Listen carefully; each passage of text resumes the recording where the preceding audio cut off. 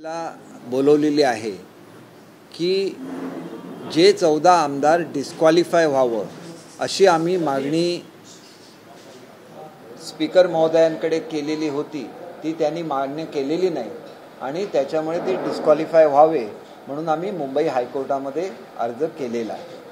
दुसरा प्रश्न असा आहे की आम्ही कुठलंही ॲनालिसिस किंवा कुठलंही पब्लिक परसेप्शन बनवण्यासाठी काहीही करत नाही.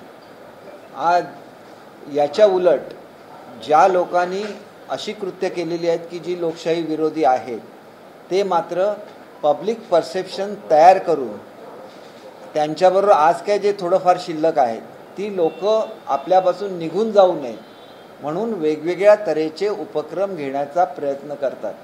वास्तविक कोणालाही जर स्पीकरनी दिलेला निर्णय मान्य नसेल तर तुम्ही सुप्रीम कोर्टामध्ये केस केलेली आहे. तुम्ही ज्यांना घटनातज्ञ म्हणता त्यांना जाऊन तुमची बाजू तिथं मांडून दे. घटनातज्ञ म्हणजे काही जज नाहीत. त्याच्यामुळे तुम्हाला काय वाटतं ते योग्य आहे असं म्हणण्याचा भारतामध्ये कोणालाही अधिकार नसतो. आपली बाजू जाऊन कोर्टाच्या समोर मांडायची असते आणि डिसिजन आणि घटनेचं इंटरप्रिटेशन करण्याचे अधिकार एकतर हायकोर्टाला आहेत की सुप्रीम कोर्टाला आहे. कुठल्या घटनातज्ञाला आजपर्यंत दिल्याचं माझ्या तर ऐकवत नाही आणि तसं असेल तर त्यांनी ते करून घ्यावं. आपण एक गोष्ट लक्षात घेतली पाहिजे की 1998 मध्ये पब्लिक रिप्रेझेंटेटिव्ह जो ॲक्ट आहे त्यांच्या 29व्या सेक्शनमध्ये बदल करण्यात आला आणि त्याप्रमाणे प्रत्येक पक्ष जो भारतामध्ये पॉलिटिकली कार्यरत आहे त्याला आपल्या घटनेमध्ये लोकशाही आणायला लागेल याचं कंपल्शन आलं आणि हे कंपल्शन आल्यानंतर त्यावेळेला 24 पार्ट्या भारतामध्ये अस्तित्वात होत्या. त्याच्यापैकी 23 पार्टीने आपली कॉन्स्टिट्यूशन अमेंड केली. फक्त शिवसेनेने अमेंड नाही केली म्हणून शिवसेनेला नोटीस देण्यात आली.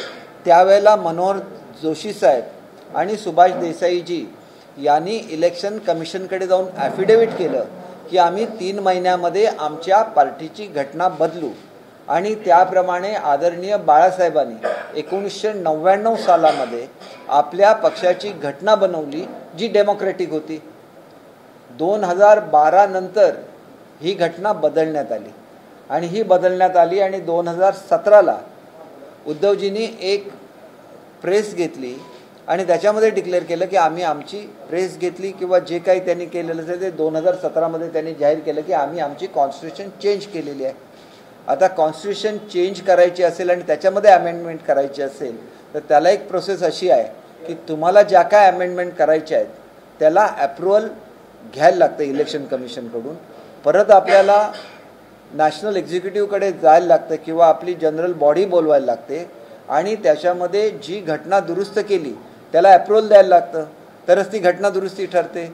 याने एकतर इलेक्शन कमिशनचं अप्रुव्हल नाही घेतलं. त्याच्यामुळे 1999 मध्ये असलेली घटना शिवसेनेची हीच फायनल आहे असा निर्णय इलेक्शन कमिशनने सुद्धा दिलेला आहे आणि तोच निर्णय हा स्पीकर महोदयांनी सुद्धा दिलेला आहे म्हणजे अध्यक्षांनी दिलेला आहे.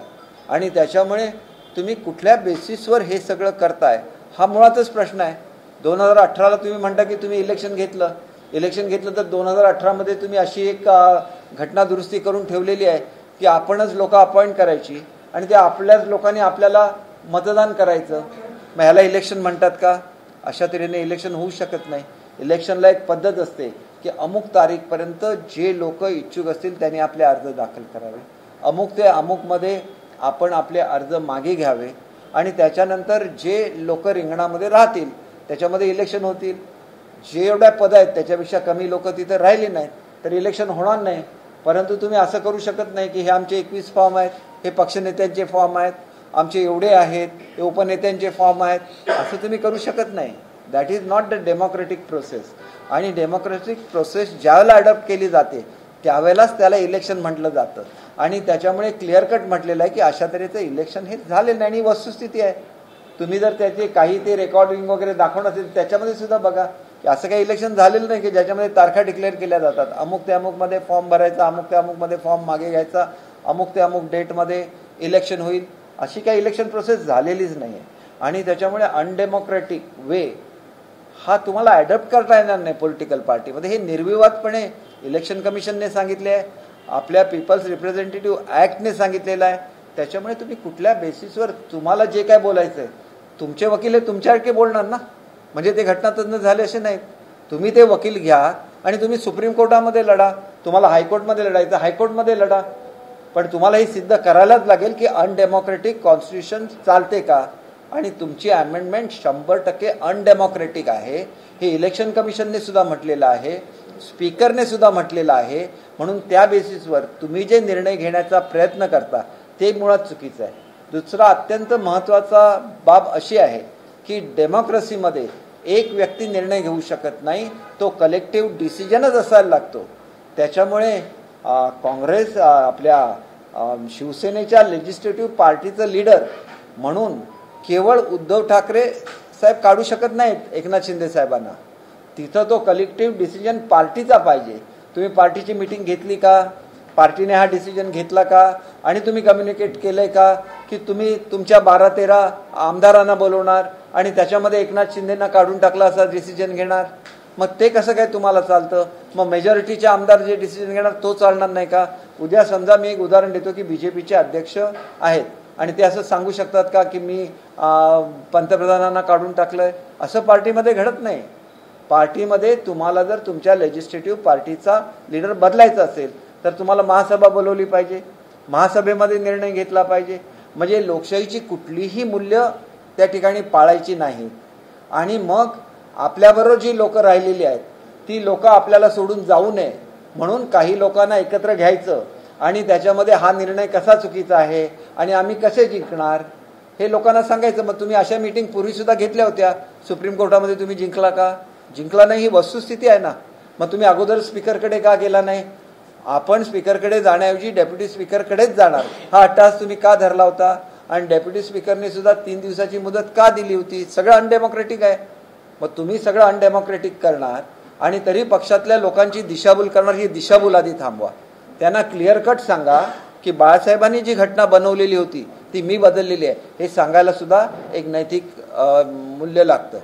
ते आधी कबूल करा की बाळासाहेबांची घटना, आम्ही बाळासाहेबांच्या विचारावर चालतो ना, एकनाथ शिंदे बाळासाहेबांच्या विचारावर चालतो ना, आणि मग बाळासाहेबांच्या लिहिलेल्या घटनेला आम्ही बांधील आहोत. पक्षाची ध्येयधोरणं लिहिलेली असतात पक्षाच्या घटनेमध्ये, ते फॉलो करणं हे सुद्धा काम आहे. हे सुद्धा इलेक्शन कमिशन आणि सुप्रीम कोर्टाच्या निकालामध्ये लिहिलेलं आहे. मग तुम्ही ते प्रिन्सिपल्स फॉलो करणार नाही आणि आम्ही फॉलो केली तर तुम्ही आम्हाला चॅलेंज करणार, असं होऊ शकत नाही. दुसरा अत्यंत महत्त्वाचा मुद्दा जो लिहिलेला आहे की लोक इलेक्ट होतात, ही जनतेकडून इलेक्ट होतात. त्यांच्या समोर ते कुठला कार्यक्रम घेऊन झाले, कुठल्या त्यांची ध्येयधोरणं घेऊन झाले आणि त्याच्या विरोधात ते जात आहेत का? तर याचं उत्तर सुद्धा महाराष्ट्रामध्ये स्पष्ट आहे की आम्ही युती म्हणून महाराष्ट्राच्या जनतेसमोर गेलेलो होतो. युती म्हणून महाराष्ट्राच्या जनतेने आम्हाला मतदान दिलेलं आहे आणि हा अतिशय व्हॅलिड लिगल पॉईंट आहे. त्याच्याबद्दल तुम्ही बोलणारच नाही. तुम्ही कुठलं ध्येयधोरणं घेऊन लोकांच्या समोर गेला, प्रिंटेड आहे ना सगळं. मग तुम्ही आज ते रिफ्यूज कसं करताय हा प्रश्न आहे. आणि आम्हाला काय, आम्ही वकील इथं बोलायचं, आम्ही 10 वकील बोलू शकतो ना, आणि ते बोलतील ते खरं आहे असं कुठे आहे? तुमचे वकील तुमच्यावर कोर्टामध्ये जाऊन दे. आज लोकांची दिशाभूल का करता? आज तुम्ही सर्वसामान्य शिवसैनिकाची दिशाभूल का करताय? शिवसैनिकाला तुम्ही सांगितलं पाहिजे की आम्ही बाळासाहेबांचा विचार सोडला आणि आम्ही काँग्रेसबरोबर जातोय म्हणून. बाळासाहेबांनी युती बनवली ना भाजपबरोबर. मग तुम्ही ते सांगा आणि नंतर किती शिवसैनिक तुमच्यावर राहतात ते बघूया. आणि म्हणून आम्हाला सांगायचं आहे की लोकशाही जिवंत राहण्याच्या दृष्टीने हा अतिशय महत्त्वाचा संघर्ष महाराष्ट्रामध्ये झालेला आहे. आमची बाजू सत्य आहे, आम्ही आमची बाजू कोर्टासमोर मांडू. कोर्ट जो काय डिसिजन देईल आम्हाला नेहमीच मान्य असतो. आणि म्हणून लोकांना बोलवायचं, त्याची मोठी जाहिरात करायची आणि जणू का आम्ही चिरफाड करतोय. चिरफाड करायचा अधिकार कोणी दिला? घटनेचं इंटरप्रिटेशन करायचा अधिकार हायकोर्ट किंवा सुप्रीम कोर्टला जायतो, इतर कोणालाच नाही आहे. आणि त्याच्यामुळे मला एकच नम्रपणे विनंती करायची, कृपया लोकांची दिशाभूल करू नका. रॉंग पब्लिक परसेप्शन तयार करणं स्वतःच्या स्वार्थासाठी हे आता बंद करा, एवढीच मला या निमित्ताने प्रार्थना करायची.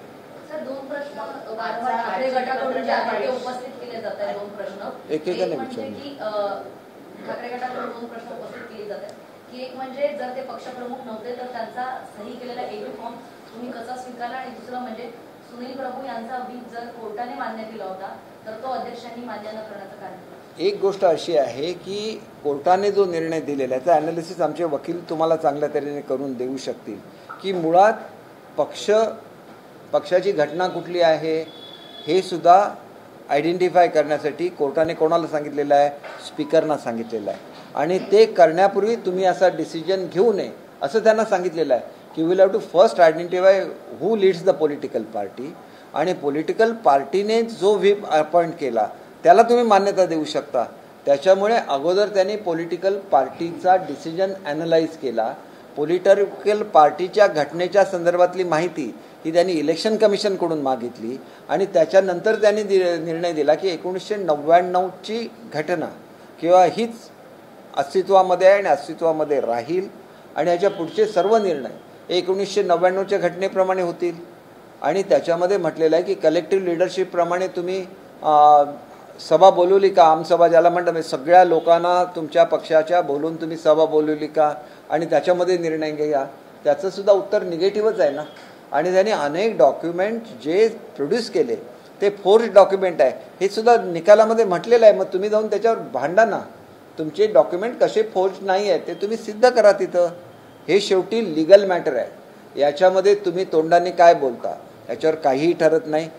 या स्टेजला अंतिम निर्णय देणारी ऑथॉरिटी, कॉन्स्टिट्युशनल ऑथॉरिटी, हे स्पीकर होते. स्पीकरने आपला निर्णय दिलेला आहे. आता तुम्ही त्याच्या पुढच्या कोर्टामध्ये जाण्याचा मार्ग तुम्हाला मोकळा आहे. हे डिबेटमध्ये ठरवू नका. तुम्हाला जर निर्णय घ्यायचा होता एकनाथ शिंदेना लेजिस्लेटिव्ह पार्टीच्या लिडरशिपवरून काढायचा तर तुम्ही संपूर्ण शिवसेनेची बैठक बोलवायला पाहिजे होती. सर्व नेते, सर्व उपनेत्यांना बोलवायला पाहिजे होती. आणि तुम्ही जो प्रश्न विचारला त्यावेळेला त्याला चॅलेंज केलं गेलेलं नव्हतं म्हणून तो ॲक्सेप्ट झाला आहे. ही जर 2018ची घटना त्यावेळेला त्यांनी दिली असती आणि ती रिजेक्ट झाली असती तर तो एबी फॉर्म कोणी इश्यू करायचा याच्याबद्दलची मार्गदर्शक तत्व ही इलेक्शन कमिशनने दिली असती. त्यावेळेला हा फॉर्म आलेला नव्हता. शेवटी कुठलीही मॅटर ज्यावेळेला डिस्प्यूटमध्ये येते त्यावेळेला त्याची लिगल सँटिटी चेक केली जाते आणि ज्यावेळेला लिगल सँटिटी चेक केली गेली त्यावेळेला 2018ची घटना ही लोकशाही विरोधी म्हणजे घटना दुरुस्ती शिवसेनेच्या ह्याच्यामध्ये केलेली ही लोकशाही विरोधी ठरलेली आहे.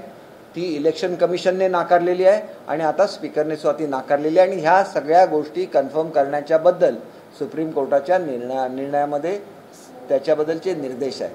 आधी तुम्ही ठरवा की पॉलिटिकल पार्टीमध्ये लिडरशिप कुठली आहे.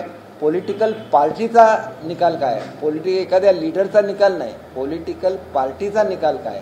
आणि म्हणून वारंवार त्यांच्या निकालपत्रामध्ये आलेलं आहे की पॉलिटिकल पार्टीची लिडरशिप ही कलेक्टिव्ह पाहिजे आणि हे फार इम्पॉर्टंट आहे. आणि तुम्ही भारताच्या कुठल्याही ह्याच्यामध्ये गेला न्यायालयामध्ये तरी ते सांगणार की पॉलिटिकल पार्टी ही एक ग्रुप ऑफ पीपल असतो आणि ग्रुप ऑफ पीपलमध्ये कलेक्टिव्ह डिसिजन झाला पाहिजे. हेच लोकशाहीचं मेन प्रिन्सिपल आहे. आणि तेच प्रिन्सिपल तुम्ही 2018ची घटना दुरुस्ती करताना मान्य केलं नाही, आजही तुम्ही मान्य करत नाही. आणि पार्टीची जी ध्येय धोरणं आहेत ती तुम्ही सोडलेली आहे आणि तुम्ही चुकीच्या दिशेने जातात ते आम्हाला मान्य नाही. मला खूप इम्पॉर्टंट मीटिंग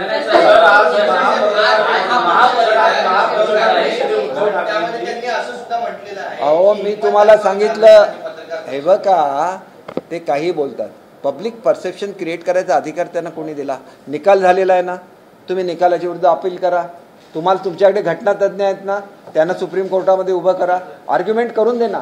मग ते बोलतात ते खरं आहे की आम्ही बोलतात ते खरं आहोत हे सिद्ध होईल कोर्टामध्ये. आज तुम्ही निर्णय तुम्हीच देणार, घटना तज्ज्ञ तुम्ही आणि तुम्हीच जज आहे. ह्याचा एकदा निर्णय झाला पाहिजे ना. तुम्हाला कोणी जज बनवलेलं नाही आहे. भले तुम्हाला कायद्याचं ज्ञान असेल, मला काय कायद्याचं ज्ञान नाही, परंतु तुम्हाला कोणी जज बनवलंय का. तुम्ही तुमचं इंटरप्रिटेशन करणार. तुम्ही केलेलं इंटरप्रिटेशन खरं आहे की खोटं आहे सुप्रीम कोर्ट ठरवणार, तुम्ही नाही ठरवू शकत. हे लक्षात घ्या. म्हणून ही सगळी दिशाभूल चाललेली आहे. ही लोकांची दिशाभूल चालली आहे. खोटं पब्लिक परसेप्शन तयार करण्याची तयारी आहे. केवळ एकीकडे सुरुवातीला प्रयत्न केला की सहानुभूतीवर आपण हे करू शकत नाही. हे लक्षात आल्यानंतर आता खोटं पब्लिक परसेप्शन तयार करायचं. त्यांचे चिरंजीव तर दिवस रात्र खोटं खोटं बोलत जात राहतात. लोक तात्पुरतं समर्थीला असं काहीतरी झालंय म्हणून. कोण पैशाला विकले जात नाही, नाहीतर सरकार बनलीच नसती. लोकांना पैशानेच विकून घेऊन सरकार बदलली असती. असं नाही घडत. वाईट वागायचं, लोकप्रतिनिधींना भेटायचं नाही, त्यांचे अपमान करायचे त्यांच्या मतदारसंघांवर अपमान करायचे आणि ते सोडून गेल्यानंतर त्यांनी पैसे घेतले म्हणून आरोप करायचे. कोणी दिला अधिकार तुम्हाला? कुठल्या जीवावर तुम्ही खोटं पब्लिक परसेप्शन तयार केलं? याचं उत्तर त्यांना द्यायला लागेल. तुम्ही आलिशान गाड्यांमधून फिरता, आम्ही नाही फिरत. माझी गाडी आज सुद्धा, मी 3 पिढ्यांची श्रीमंती, आज सुद्धा मी 10 वर्ष जुनी गाडी वापरतो. तुम्ही उत्तर दिलं पाहिजे ना लोकांना. छोट्या छोट्या अमाऊंट असतात का? कुठल्या ह्याच्यावर तुम्ही बदनामी केली लोकांची? लोकांना पाणी पाहिजे होतं, पाणी नाही दिलं. शेतकऱ्यांना जमीन पाहिजे होती, जमीन नाही दिली. मग ते निर्णय का नाही घेतले तुम्ही? तुम्ही उत्तर द्यायला पाहिजे लोकांना की होय आम्ही दिला होता स्टे, फडणवीस साहेबांनी चांगला निर्णय घेतला होता शेतकऱ्यांना जमिनी वाटवायचा, मी स्टे दिला, मी स्टे 2.5 वर्षामध्ये उठवला नाही. का उठवला नाही? उत्तर द्या ना.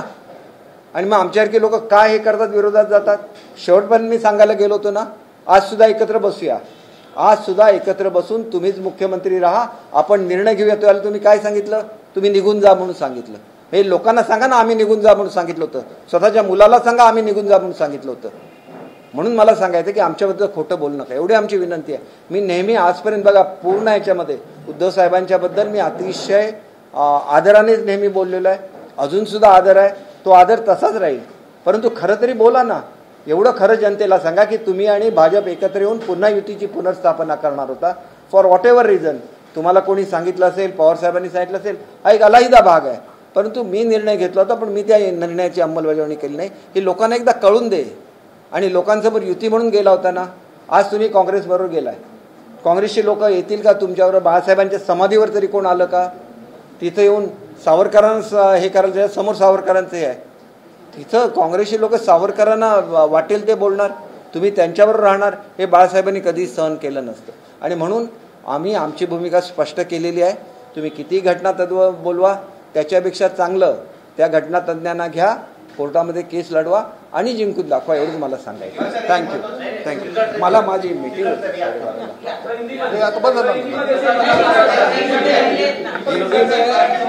हिंदी में मैं आपको ब्रीफिंग करूंगा, लेकिन सवाल मत पूछिए क्योंकि मेरा मीटिंग है, 12:30 का मीटिंग था, मैं 1 बजे अभी नहीं पहुंचा.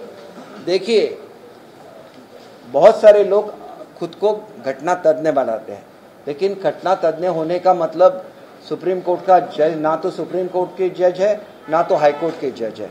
उन्हें अगर लगता है कि स्पीकर साहब ने गलत फैसला दिया है तो उन्होंने जाके रिप्रेजेंट करना चाहिए शिवसेना को सुप्रीम कोर्ट में, और फैसला उनके पक्ष में लाना चाहिए. ऐसे कभी भी नहीं होता कि आप किसी जजमेंट के बारे में बोलेंगे, लोगों में झूठा परसेप्शन क्रिएट करेंगे. क्योंकि आज तक झूठ ही बोला गया है. क्योंकि 2000 ये अपना जो पब्लिक रिप्रेजेंटेटिव एक्ट है उसमें 1998 में संशोधन किया गया, उसको बदली किया गया. हर पॉलिटिकल पार्टी को ये कंपल्शन किया गया कि आपको डेमोक्रेसी लानी है पार्टी में. उस वक्त 24 पार्टीज थे, उसमें से 23 पार्टीज ने अपने कॉन्स्टिट्यूशन में चेंज किए. शिवसेना एक ही ऐसी पार्टी थी कि जिसने अपने कॉन्स्टिट्यूशन में चेंज नहीं किए, और इसीलिए उनको नोटिस दिया गया. बाद में मनोहर जोशी जी और सुभाष देसाई जी इलेक्शन कमीशन के सामने जाके उन्होंने एफिडेविट किया कि within 3 months will amend our constitution. तो 1999 को कॉन्स्टिट्यूशन में चेंज आ गया, जो बाला साहब ने खुद किया था. पार्टी में डेमोक्रेसी आ गई, और बाला साहब के निधन के पास इस कॉन्स्टिट्यूशन को चेंज किया गया.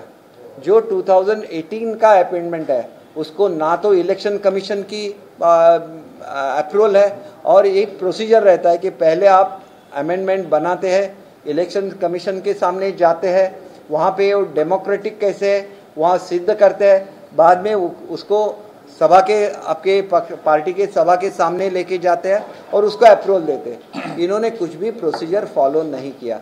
सिर्फ 2017 में एक अनाउंसमेंट किया कि हमने इसको अमेंड किया है, और अमेंडमेंट क्या है कि वही अपॉइंट करेंगे और वही लोग उनको जिताएंगे. तो अनडेमोक्रेटिक करके इलेक्शन कमीशन ने इसको नकारा है, और सुप्रीम कोर्ट ने बोला था कि इसका पूरा एनालिसिस स्पीकर को करना चाहिए और उनको जजमेंट देना चाहिए. तो उन्होंने भी 1999 का जो कॉन्स्टिट्यूशन है शिवसेना का, उसी को असली घोषित किया है. इसीलिए उसके ही आधार पे आगे के सब डिसीजन होंगे. ये क्लियर कट है, और जिनको लगता है कि स्पीकर ने जो डिसीजन दिया है वो अनडेमोक्रेटिक है या तो गलत है, तो सुप्रीम कोर्ट में जाके उनके वकील की हैसियत में वहाँ उनका पक्ष रख सकते हैं और न्याय दिला सकते हैं। आप झूठा पब्लिक परसेप्शन क्यों क्रिएट कर रहे हैं? पहले भी आपने बोला था कि सुप्रीम कोर्ट में ये हुआ होने वाला है, नहीं हुआ, लोग कंफ्यूज रहे। देखिए, एक सिंपैथी की वेव क्रिएट करने की कोशिश की गई। उनके जब समझ में आ गया कि सिंपैथी की वेव पूरे नहीं है, आज हमें छोड़ के लोग जा रहे हैं और भी लोग जाएंगे, इसलिए आज का ये इवेंट रखा है ताकि लोगों को लगे कि आगे जाके ये कैंसिल होगा। तो ऐसे बिल्कुल नहीं है। देखिए, कोई भी जो कॉन्स्टिट्यूशनल अथॉरिटी है कभी भी गलत डिसीजन नहीं देगी। उनके सामने जो डॉक्यूमेंट्स आते हैं उसका पूरा रिकॉर्ड किया जाता है, उनके सामने जो हियरिंग होता है उसका रिकॉर्डिंग होता है, और जो पार्टी या जो पर्सन रहता है उसकी सिग्नेचर उस पर ली जाती है। तो आगे चल के नए वाले डॉक्यूमेंट्स नहीं बनते, इसी डॉक्यूमेंट्स के आधार पे ऊपर भी केसेस चलेगी। तो इसमें उनको पूरा हक है वो, लेकिन पब्लिक परसेप्शन हर बार आप गलत क्रिएट करेंगे किसी के एडवांटेज के लिए। किसने आपको ये हक दिया है? आपको चाहिए तो आप जाके लड़िए उनके लिए, हमें कोई इतराज़ नहीं है। और देखिए, हर पार्टी के जब स्थापना होती है तो उनके प्रिंसिपल्स लिखे हुए थे, डायरेक्टिव्स लिखे हुए। आज सब प्रिंसिपल्स छोड़ दिए और प्रिंसिपल्स पे हम लोग चल रहे हैं, वो नहीं चल रहे। उन्होंने कांग्रेस के साथ मिलाप किया, उनकी पार्टी की आइडियोलॉजी उनको मैच नहीं करती है, उसके बावजूद उन्होंने निर्णय लिया। क्या आपने सभा बुलाई थी सब लोगों की, हम कांग्रेस के साथ जाएंगे या नहीं, हम एनसीपी के साथ जाए या नहीं? आपने ये नहीं किया। आप समझते हैं कि एक आदमी पार्टी होती है, एक आदमी कभी भी पार्टी नहीं होती है।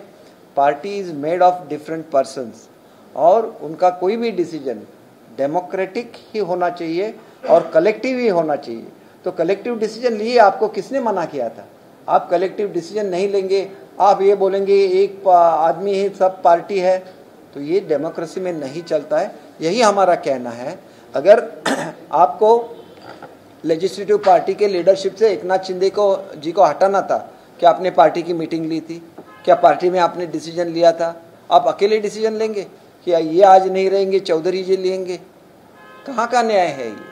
और पीपल रिप्रेजेंटेटिव एक्ट अमेंड हुआ है, तो उसके हिसाब से ही डेमोक्रेटिक काम चलना चाहिए पार्टी का। और हमारा लड़ा ये डेमोक्रेसी के लिए है और डेमोक्रेसी के लिए रहेगा। इसलिए इन्होंने जो भी किया है उसका एनालिसिस आगे चल के सुप्रीम कोर्ट में भी होगा। और अगर ये सिद्ध हो गया कि 2000 का अमेंडमेंट ये गलत है, तो फिर सब केस में 1919 के हिसाब से, 1999 के कॉन्स्टिट्यूशन के हिसाब से सब चलेगा। तो मेरी इतनी ही विनंती है, मैं तो खुद वकील नहीं हूँ, मैं लीगल एक्सपर्ट भी नहीं हूँ, लेकिन आपका जो भी नॉलेज है वो सुप्रीम कोर्ट में यूज़ कीजिए, लोगों को बहकाने के लिए यूज़ मत कीजिए। यही मेरी नम्र निवेदन है कि पब्लिक परसेप्शन रॉन्ग क्रिएट मत कीजिए।